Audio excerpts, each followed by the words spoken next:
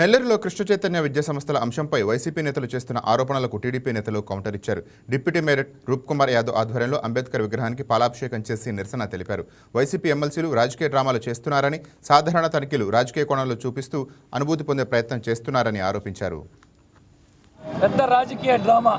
ఈ సందర్భంగా వచ్చినటువంటి ఎమ్మెల్సీలు కావచ్చు, ఇచ్చేసిన జిల్లా పార్టీ అధ్యక్షుడు కాకాణి గోవర్ధన్ రెడ్డి గారిని కావచ్చు, లేదా పర్వతరెడ్డి చంద్రశేఖర్ రెడ్డి గారిని కావచ్చు, మేము నగర వైఎస్ఆర్ కాంగ్రెస్ పార్టీ నుంచి ఒకటే అడుగుతున్నాం సూటిగా.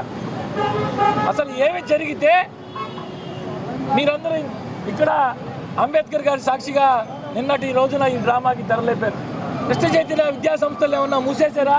కృష్ణ చైతన్య విద్యా సంస్థల అధిపతిగా ఉన్నటువంటి వారి మీద రాజ్యాంగాన్ని రచించాడో ఏ ఆలోచనలతో దానికి తూట్లు పొడిచే విధంగా మీరు నిన్న వ్యవహరించిన తీరుకు నిరసనగా ఈరోజు అంబేద్కర్ గారికి పాలాభిషేకం చేశాం.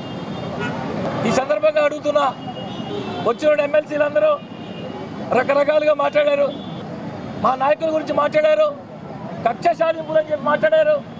మేమే కనుక, మా నారాయణ సారే కనుక కక్ష సాధింపులు చేస్తే నెల్లూరు నగరంలో రాజకీయం చేయగలుగుతారా చంద్రశేఖర్ రెడ్డి గారిని అడుగుతున్నా. మీ అందరూ చూస్తున్నారు, వెనకాలే కటౌట్, చంద్రశేఖర్ రెడ్డి గారి కటౌట్. ఆయన పుట్టినరోజు 20